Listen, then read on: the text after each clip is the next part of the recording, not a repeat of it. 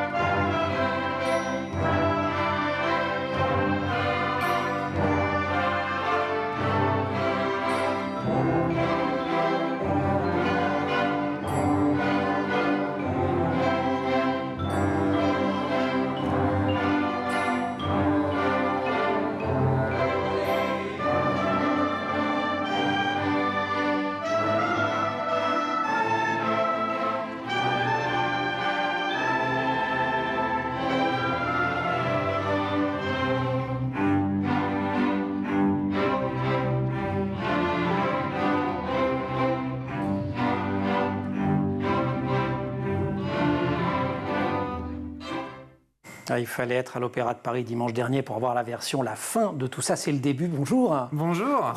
Ravi, Victor Jacob, de vous accueillir. Vous avez dirigé le concert dimanche dernier. Ouais. Louis Gall, qu'on voit aussi sur la vidéo, est le chef de chœur. Ouais. C'était chouette.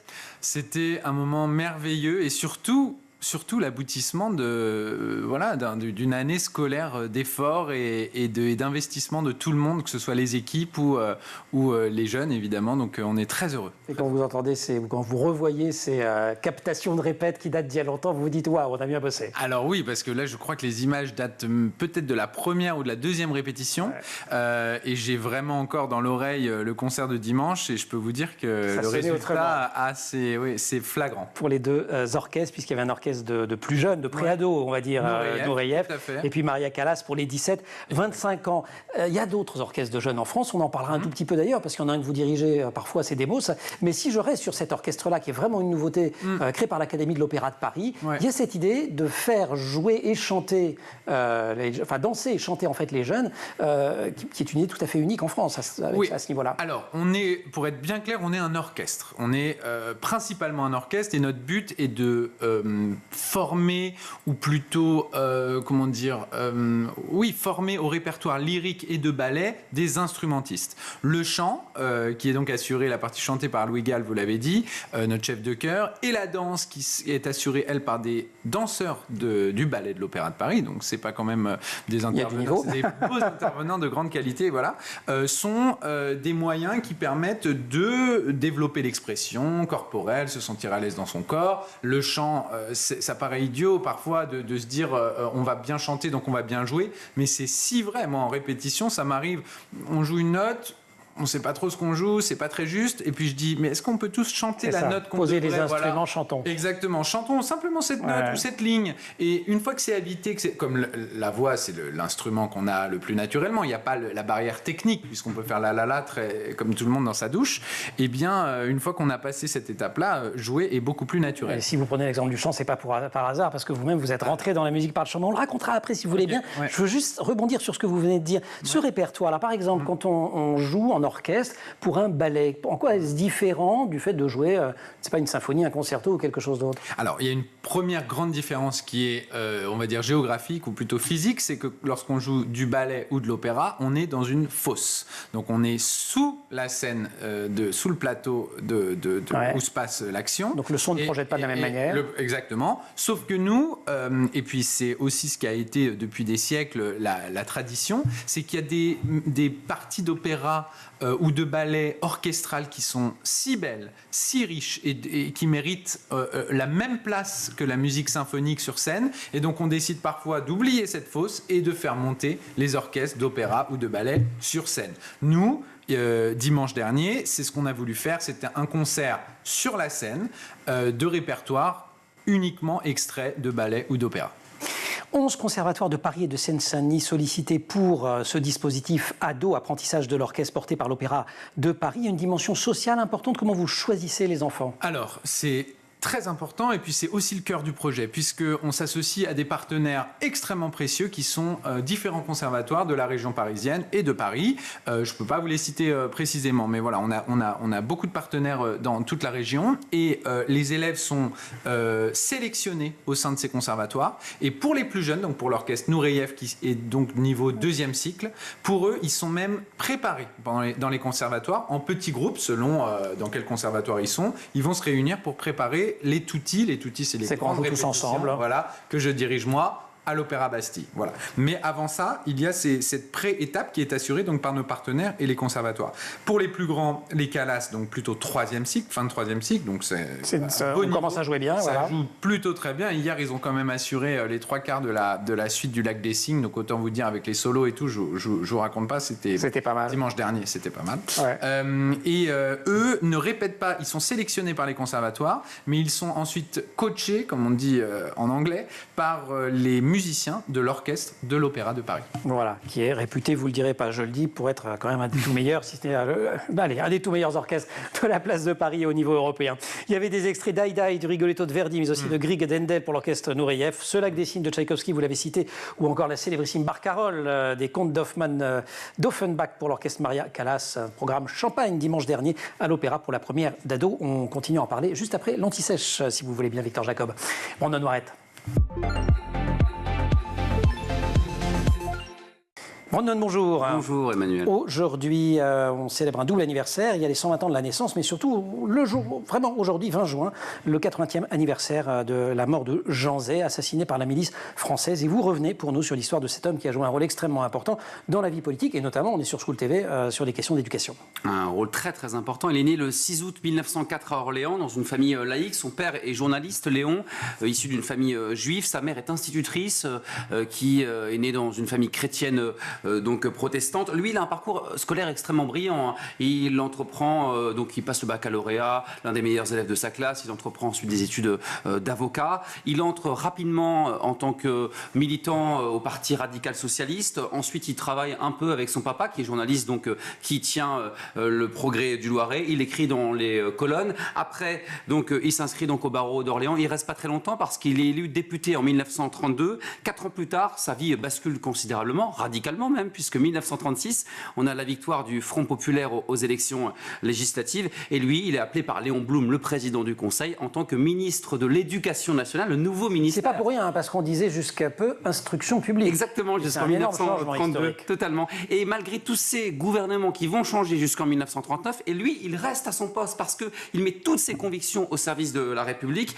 Il entreprend des réformes absolument qui sont restées dans l'histoire de la République, notamment l'obligation de la scolarité passant de 13 à 14 ans pour le secondaire. Il renforce aussi le principe de neutralité dans l'enseignement et la laïcité. Il participe aussi, on l'oublie souvent, à la création du Centre national de la recherche scientifique, c'est le CNRS en 1939. Et puis un festival dont il ne verra jamais la première édition.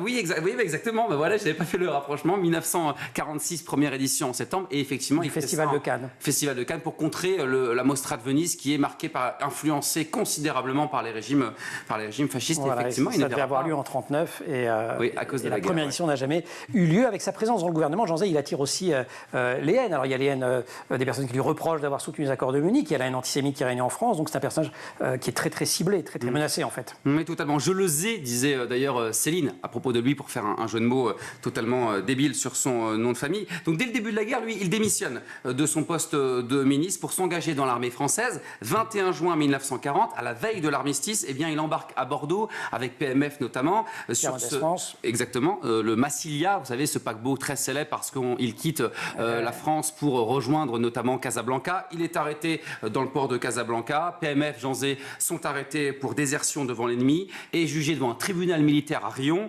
et ils sont incarcérés. Lui, il continue de manifester, même en prison, hein, d'ailleurs, son antifascisme et contre le pouvoir de Vichy. Et là, 20 juin 1944, en fait, on a des hommes qui débarquent dans la prison de Riom pour le transférer. Alors, c'est ce que disent ces hommes, pour le transférer à la prison de Melun. Alors, ces hommes disent à Jean Zay, nous sommes des résistants, nous sommes là pour vous aider. Et en fait, c'est un mensonge en cours de route. On l'emmène donc dans un bois. Nous sommes à Cussé dans l'Allier. Le convoi arrive, on marche quelques mètres et il est mitraillé. Alors, on parle mitraillé. D'ailleurs, les historiens aiment bien, préfèrent utiliser ce mot que plutôt, comment dirais-je, exécuté, parce qu'il n'y a pas d'ordre d'exécution. Donc, il est mitraillé. Et ce qui est assez étonnant quand même, c'est qu'on retrouve son corps qu'en 1946. Au départ, on ne sait pas qui est cette personne. Ce sont des chasseurs qui découvrent le corps de Jean Zay. Il faut attendre 1948. D'ailleurs, sa femme, Madeleine, reçoit une lettre le jour même. Tout se passe bien. Comment ? Oui, elle n'y croit pas. Tout se passe bien, voilà, on ne sait pas où il est, mais tout se passe bien, il est vivant. Elle n'y croit pas une seule seconde. Donc 1946, des chasseurs retrouvent son corps et il est tellement tuméfié, il est marqué. Donc en 1948, il faut attendre la présence d'un homme qui s'appelle Charles Devel, qui a participé à son assassinat et qui dit que oui, il a été assassiné par la milice française. Il faut savoir qu'au lendemain de la Seconde Guerre mondiale et à la Libération, les gouvernements ne veulent surtout pas parler de ça parce que c'est un Français assassiné par d'autres Français. Et donc il faut oublier. Et donc c'est pas à martyr de la résistance, pas tout de suite en tout cas, il faut attendre bien longtemps pour qu'il ait tous les honneurs de la patrie. Bien longtemps. 27 mai 2015, c'est le président de la République, François Hollande, il entre au Panthéon avec 3 autres résistants, Germaine Tillon, Geneviève de Gaulle-Antonios et Pierre Brosselette. Enfin, il est reconnu comme martyr de la résistance et donc voilà, un homme assez oublié quand même. Il y a un ouvrage assez intéressant Il y a un ouvrage qui sort là ces jours-ci aux éditions Bouquin avec Olivier Loub et Pierre Allaurent, 2 historiens qui l'ont coordonné. Olivier Loub qui avait déjà fait un très bon bouquin sur Jean Zay il y a une dizaine d'années. C'est une préface de Pascal Horry, il s'appelle Jean Zay, Jeunesse de la République. Et quand même, un mot pour dire, il y a aussi l'ouvrage de Roger Carucci, sorti en 2006, qui est sans doute la biographie référence sur Jean Zay. Et quand même, Gabriel Attal, qui a inauguré le mémorial Jean Zay à Orléans l'an dernier. Donc enfin, on rend hommage à cet homme important de l'histoire de France. Merci beaucoup, cher Brandon. On va retourner à la culture. C'était un homme de culture, Jean Zay, mais pour parler de la musique, et un homme d'éducation. Éducation et musique, le programme Ado.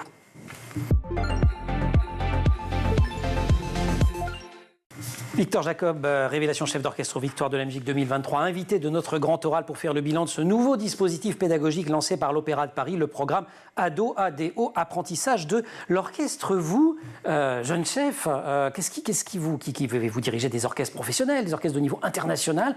Qu'est-ce qui vous intéresse? Qu'est-ce qui vous motive? Qu'est-ce que vous apprenez quand vous continuez à travailler avec des enfants? Et alors oui, certes, des étudiants de 3e cycle, c'est de bon niveau, mais ce n'est pas du niveau des orchestres que vous avez habituellement.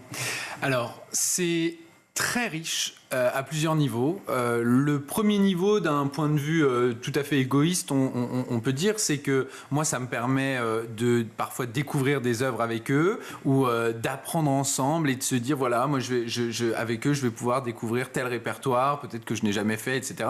Donc ça, c'est passionnant. Et même des œuvres qu'on reprend avec la fraîcheur. Il y a une fraîcheur et il y a aussi une candeur et un manque d'expérience qui fait que parfois ça nous oblige à nous poser les questions et reprendre vraiment de zéro les choses.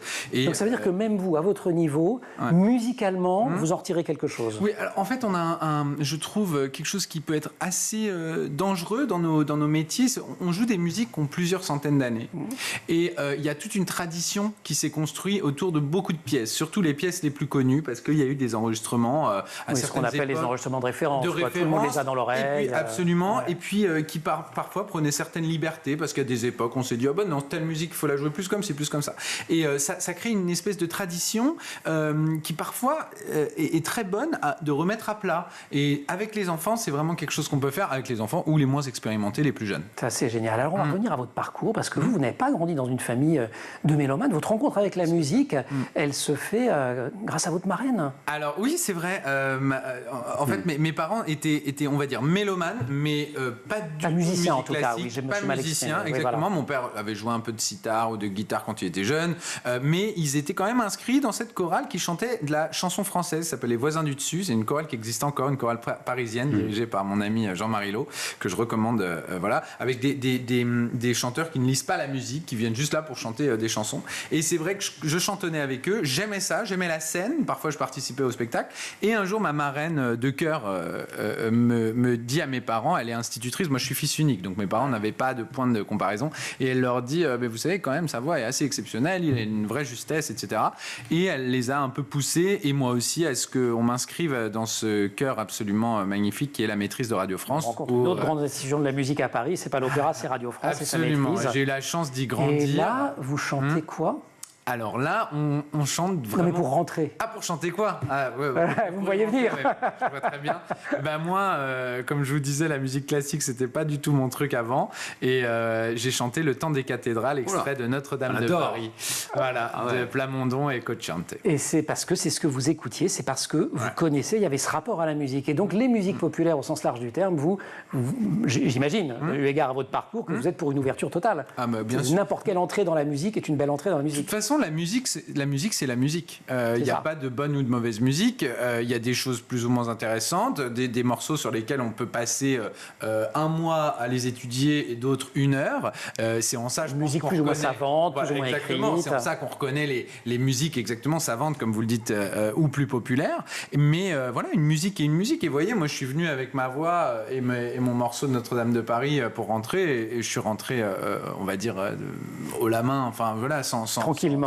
Sans problème à la Maîtrise de Radio France. Comme quoi, c'est pas une question d'origine, c'est pas une question de ce qu'on a déjà comme bagage musical et intellectuel, mais c'est surtout qu'est-ce qu'on a envie de donner artistiquement à la scène et au monde. Ça commence par la voix, ça commence par le chant, mais très jeune aussi. Vous avez une sorte de, je ne sais pas si c'est une révélation, je ne sais pas comment ça se passe, vous dites je serai chef d'orchestre. Vous n'avez pas 18 ans. Oui, alors absolument. C'était vraiment quand j'ai découvert le groupe et le chœur. C'est-à-dire qu'à la Maîtrise de Radio France, on chantait en chœur presque tous les après-midi. Alors déjà ce son de chœur, d'être ensemble, etc. Et le travail du chef. Cette place quand même centrale, hein, donc il faut un certain ego, hein, on ne va pas se le cacher pour se mettre à cette place. En tout cas, une envie de guider, une envie de leader, et une envie aussi que les gens, on va dire les musiciens, fassent selon notre avis. Donc ça, c'est le côté un peu chef, mais aussi le côté fédérateur et humain qu'il y a à faire ce métier qui m'a beaucoup attiré. Et pour devenir chef, pour devenir le chef que vous êtes aujourd'hui, vous dites il m'a fallu passer de la voix à l'instrument. L'instrument, vous en avez fait un petit peu, mais c'est vrai que quand on est... quand on n'a jamais pratiqué aucun des instruments de l'orchestre, c'est vraiment plus compliqué de diriger un orchestre symphonique. Alors oui, j'avais fait du violon plus jeune, on fait du piano à la Maîtrise de Radio France et j'avais fait un tout petit peu d'orchestre. Mais c'est vrai que moi, mon oreille, c'était surtout une oreille vocale et l'ensemble, pour moi, c'était le chœur. On avait la chance de faire des concerts magnifiques avec les grands orchestres de la Maison de la Radio qu'on connaît, Orchestre Philharmonique et Orchestre National, voilà, et même d'autres parfois. Mais c'est vrai qu'en France, on a un petit peu cette tendance à mettre dans des cases, hein, vous voyez, lui c'est un chanteur, lui c'est là, et ça bouge un petit peu, mais c'est vrai que j'ai senti ce besoin et ça a été en fait le moment où je me suis expatrié à Londres, expatrié c'est un grand mot, je suis allé faire un master de direction d'orchestre à Londres, où là j'ai pu reprendre à zéro un petit peu qu'est-ce qu'un orchestre, etc. et comment ça fonctionne. On va continuer sur votre parcours, la Maîtrise de Radio France. Si vous ne la connaissez pas, peut-être que vous la connaissez sans la connaître, si vous regardez le concert du 14 juillet chaque année sous la Tour Eiffel, parce que généralement elle fait partie de la programmation. Elle fait des chœurs lors de cette programmation. Victor Jacob, qu'on retrouve juste après la récré. Brandon Noiret. Bon, on est dans une émission très culturelle aujourd'hui. Ah bah oui. Hyper sérieux. On retourne au centre Georges Pompidou, puisque vous nous emmenez voir une expo immense expo, parce qu'il y a l'expo, mais c'est également tout le centre Georges Pompidou qui vibre en l'honneur de la bande dessinée du 9e art. Oui, puis le nom, hein, la BD à tous les étages, voilà. Jusqu'au 6e et 7e ciel d'ailleurs, chaque étage, chaque thématique. Alors c'est assez original quand même parce que, alors on parle de cette exposition comme une expo XXL hein, d'ailleurs. Hein, lorsque on déambule dès l'entrée dans le centre Georges Pompidou, on est marqué quand même par... C'est assez fascinant, mais ce qui est dingue aussi, c'est que c'est assez rare, c'est pas une exposition chronologique. Tout est thématisé. Par exemple, vous avez une partie... Déjà, alors on a quand même 750 planches originales quand même, qu'on n'a jamais découvert. On a des archives aussi. On découvre un Uderzo qui va parler avec Claire Bretécher par exemple, alors que c'est assez quand même paradoxal. Tous les univers sont mêlés. Aussi, pour la première fois dans l'histoire de la bande dessinée et des expositions, on a 3 viviers mondiaux quand même. On a l'Europe, l'Asie et les États-Unis qui cohabitent, surtout autour du Japon, avec une chronologie extrêmement large. 1964, 2024, c'est assez colossal. Et ce qui est bien aussi dans cette thématique, c'est que le centre Georges Pompidou n'a pas dissocié ses œuvres que l'on trouve toute l'année. Par exemple, vous avez du Giacometti qui est présent toute l'année avec une partie de Corto Maltese d'Hugo Pratt. Et donc les étudiants qui arrivent sont dans une salle et donc tout est entremêlé. On a du Pierre Soulages qui va s'entremêler avec du Uderzo. Ça, c'est absolument fascinant. Extraordinaire. Il y a quand même des sections. Oui, il y a quand même des sections, 12 sections. On a contre-culture, effroi, rêve, rire, couleur, noir et blanc, donc le noir pour Pierre Soulages, histoire et mémoire, écriture de soi au fil des jours, littérature. L'intérêt, en fait, c'est de toucher toutes les sensibilités des plus jeunes, celles et ceux qui adorent lire les bandes dessinées, mais quand on n'y connaît rien aussi. Et c'est à voir jusqu'au 4 novembre quand même, on a le temps. La BD à tous les étages. Et puis vous en profitez tant qu'à être à Pompidou, vous montez au 6e étage pour voir cette exposition dont vous nous aviez parlé, l'exposition Brancusi, qui est remarquablement éditée elle aussi. Merci beaucoup. Et profitez surtout de vous rendre au centre Georges Pompidou. Il va fermer ses portes 4 ans à partir de 2026. Donc allez-y, cette expo ou autre chose. Génial. Merci beaucoup, Brandon. Grand oral. L'Opéra de Paris qui déploie depuis des années de nombreux programmes pédagogiques, je pense notamment à un des plus célèbres, 10 mois d'école et d'opéra, on en a déjà parlé ici, mais on s'intéresse aujourd'hui au petit dernier, Ado, apprentissage de l'orchestre dirigé par Victor Jacob. On reste quand même une seconde sur le chant, votre rencontre avec la musique par le chant, la décision de devenir chef d'orchestre. Mais alors j'ai lu, je crois que vous entendu d'ailleurs, c'est une émission sur France Musique, que vous dites quand vous dirigez, vous continuez, vous chantez parfois. Ah oui, en fait c'est presque à chaque fois. Par exemple un thème, dimanche dernier on jouait la bacchanale de Saint-Saëns. Il y a ce grand thème lyrique au milieu et c'est ce genre de phrase. Vous ne pouvez pas vous empêcher. Je ne peux pas m'empêcher parce que ça aide aussi à trouver dans son corps, dans son geste, je le disais tout à l'heure, le rapport à la voix, le soutien et le phrasé, c'est tout naturel pour moi. Et j'ajoute aussi que dimanche on avait la chance d'avoir une invitée assez exceptionnelle sur le plateau. On avait Élodie H, mezzo-soprano. On avait Élodie H, soprano, qui est venue chanter avec nous 2 airs. Et ça a permis aux jeunes musiciens de ADO des 2 orchestres de pouvoir accompagner une chanteuse d'opéra comme ça se fait d'un niveau professionnel. Dans la vraie vie. La pratique instrumentale, est-ce qu'elle est extrêmement importante pour organiser aussi la rencontre entre des enfants ou des adolescents de tous horizons et la musique? Vous êtes aussi un des chefs de Demos, qui est une très belle initiative qui a dans ce sens-là. Et puis il y a l'initiative Matrice qui nous vient du Venezuela, qui a donné la carrière bien connue de Gustavo Dudamel, mais bref, et le Sistema, bref. Mais toutes ces idées de faire chanter, faire jouer, rentrer dans la musique sans barrière par la pratique, c'est important ça? Alors c'est plus qu'important, c'est absolument primordial. Je dirais pour deux choses. La première, c'est le point de vue purement artistique d'expression. On n'a pas tous la chance de pouvoir s'exprimer chez soi, à l'école, dans sa vie en général. Donc oui, chanter, jouer, ça crée des moments de vie et d'expression et d'art et de beauté, tout simplement, qui sont vitaux. Enfin, le beau, l'agréable, ça fait du bien, ça touche. Et la deuxième chose, c'est que, on le sait, le pire fléau, c'est l'ignorance pour tous les humains, qu'ils soient jeunes ou vieux. Et moi, je suis très fier que, j'apporte ma petite pierre à cet édifice avec un peu moins d'ignorance pour un peu plus de jeunes, que ce soit Ademos, El Sistema, ADO, tout ce que vous voulez, mais tout ça sont des programmes. De grands et beaux programmes. Voilà. Il y avait quand même des beaux programmes dans les années 60 en France. Il y avait les Jeunesses musicales de France. Mais bien sûr. Il y avait Bernstein, je crois que vous aimez beaucoup, les cours de, très de inspirant. musique de Bien Bernstein. sûr, Alors bien c'est en sûr, anglais, mais bref. c'est un modèle. C'est un modèle. C'est le pour modèle nous. indépassé. C'est un modèle parce que c'est à la fois un immense chef, un immense compositeur, un immense pédagogue. C'est très très inspirant. Bon. Et on a tous envie d'arriver à ce niveau-là. Bah écoutez, on vous souhaite absolument la même destinée que Bernstein, musicale, pédagogique et de faire autant de belle musique. Victor Jacob, merci beaucoup de nous avoir rendu visite Merci sur le plateau de de la votre quotidienne. invitation. Bravo pour, alors j'ai dit ado parce que je trouvais ça rigolo, mais c'est ADO en fait, apprentissage de ADO, l'orchestre. ouais. Super programme pédagogique de l'Opéra de Paris avec l'Académie de l'Opéra de Paris. Il y en a plein d'autres, il y a de l'apprentissage, il y a énormément de choses. C'est vraiment une institution qui se mobilise en matière d'éducation. Brandon, merci beaucoup. Merci, Emmanuel. On va pousser les portes de la cantine et on va retrouver sur le plateau repas de notre diététicienne et nutritionniste du gras. Bah ouais, du gras, allez. Miam. Notre rendez-vous hebdomadaire avec Sandra Ferreira et son plateau repas. Sandra, bonjour. Bonjour Emmanuel. Vous êtes nutritionniste et diététicienne et moi je suis pris entre deux affirmations. Les matières grasses c'est mauvais, ça fait grossir. De l'autre côté, les matières grasses c'est bon, c'est même indispensable pour la santé. Un petit peu paumé. Alors quelles sont les bonnes et les mauvaises graisses? C'est ce que vous allez nous rappeler aujourd'hui. Peut-être pour commencer, rappeler à quoi ça sert le gras dans l'alimentation. Oui, déjà, matière grasse, c'est synonyme de lipides. Il y a une grande famille de nutriments, les lipides, les protéines ou les protides et les glucides. Donc c'est tout ça qui permet que votre corps fonctionne bien. Alors les lipides précisément, donc les matières grasses, fournissent de l'énergie, régulent, l'énergie on le sait, c'est parce que ça fait grossir entre guillemets, régule la température corporelle, joue un rôle vraiment très important, prépondérant pour la peau, les cheveux, les ongles, globalement pour toutes les membranes cellulaires. Elles permettent aussi, ces fameuses graisses, de synthétiser certaines hormones, d'absorber certaines vitamines, A, D, E, K pour les petits noms. Donc c'est plutôt chouette. C'est plutôt chouette, non, vraiment. Là où je veux en venir, c'est que c'est recommandé d'en consommer régulièrement et même 35 à 40% par jour, c'est ce qui est recommandé par l'HAS. 35 à 40% de notre alimentation journalière, ouais. en lipides. Et pourtant, toutes ces fameuses graisses qui nous rendent bien des services ne sont pas bonnes pour la santé. C'est ça l'idée. En effet, Emmanuel, il y a des types de graisses qui sont plus ou moins bonnes. Bref, moi je vais vous les classer en 3 catégories. La première catégorie, on va être optimiste, les bonnes graisses, qu'on appelle les graisses insaturées. Attention, les bonnes graisses, les graisses insaturées. Par exemple, vous allez me faire manger du poisson. Bah oui. Gras. Et ça, c'est moi, c'est ma la base, nature, voilà. c'est la base. Des poissons gras, des huiles de noix, de colza. Là, c'est parfait. Pourquoi ces bonnes graisses sont bonnes? Parce qu'elles sont bonnes pour notre santé cardiovasculaire.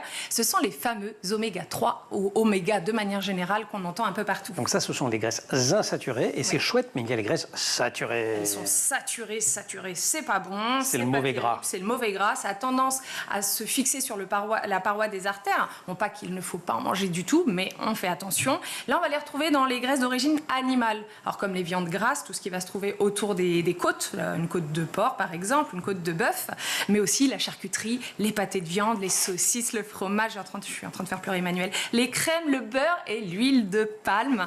Et puis, Alors là où je ne pleure plus, c'est qu'il y a pire. Il y a encore pire. Et ça, on en parle peut-être un peu moins. Très mauvais gras. Très mauvais gras, ce qu'on appelle les acides gras trans. Ce sont ce qu'on retrouve principalement dans tous les produits de la restauration rapide, mais qui est de la friture, et les produits de la boulangerie. En fait, ce qui est transformé dans tout ce qui est industriel, croissant, gâteau, biscuit. Alors lui, pourquoi il est très mauvais? Parce qu'il va, en plus de faire monter le mauvais cholestérol, faire descendre le bon cholestérol. C'est encore pire. Mais comment je sais d'où s'il y a ces graisses très méchantes? Eh bien, vous recherchez le terme hydrogéné ou graisse alimentaire sur l'emballage et j'évite les produits. Super. Vous avez des conseils pour diminuer le mauvais gras dans l'alimentation au quotidien? Finalement, oui, manger, alors toujours, je ne dis pas d'éviter, mais manger moins de biscuits, de pâtisseries, de frites et d'aliments transformés. Acheter de la viande plutôt maigre et quand vous mangez du poulet, évitez la peau parce que les graisses se concentrent à cet endroit-là. Et le gras visible de la viande, enlevez-le. Choisissez une cuisson au four, au grill, vapeur. On est mieux que la tout friture. plutôt que de la friture, c'est ça? Voilà, bien évidemment. Et les collations, plutôt un petit fruit. Pourquoi pas quelques légumes et du popcorn maison. Popcorn, vous en avez apporté ici. Il est super bon, votre popcorn maison. Plutôt que des biscuits industriels. Alors ça, c'est les conseils pour les mauvaises graisses à éviter et les bonnes graisses dans l'alimentation. Les poissons gras. Les poissons gras. Saumon, maquereau. Saumon, maquereau, hareng, pourquoi pas. En conserve, pourquoi pas aussi. On n'est pas obligé d'aller chez le poissonnier tous les jours. Préférez l'huile de colza, l'huile d'olive pour vos sautés, vos cuissons. parce que ça va apporter ces bonnes graisses. Les œufs. Et les œufs oméga 3. Il y a certains types d'œufs qu'on appelle les œufs bleu blanc cœur qui renferment 4 fois plus d'oméga 3 que des œufs traditionnels. Ça, c'est marqué sur l'emballage. C'est marqué, il y a un petit Ils s'en vendent logo. généralement. Et effectivement, les poules sont nourries très correctement, donc les œufs sont très bons. Et enfin, Beurre, on va margarine, limiter tout ça. le beurre et les margarines dites dures, parce que quand elles sont dures, à tous les coups, il y a des acides gras trans dedans. D'accord, mais on en mange quand même un petit peu. Mais oui. Mais oui, J'ai on mange juste dit toujours. éviter. On diversifie, on évite, on est très raisonnable. Vous êtes une philosophe au fond, encore plus, au moins autant de la qu'une diététicienne et c'est ça. nutritionniste. Après cantinière, je suis philosophe. Sandra, merci beaucoup en tout cas. Merci aussi à toute l'équipe de l'émission, Laure Rodemont au maquillage, Marine Plantec assistée par Pénélope Day pour la préparation de l'émission qui en régie aujourd'hui sont avec au son Thibaut Goury-Lafont à la réalisation Romain Luc. Vous restez sur School TV et vous nous retrouvez nous en permanence sur Internet et sur les réseaux sociaux.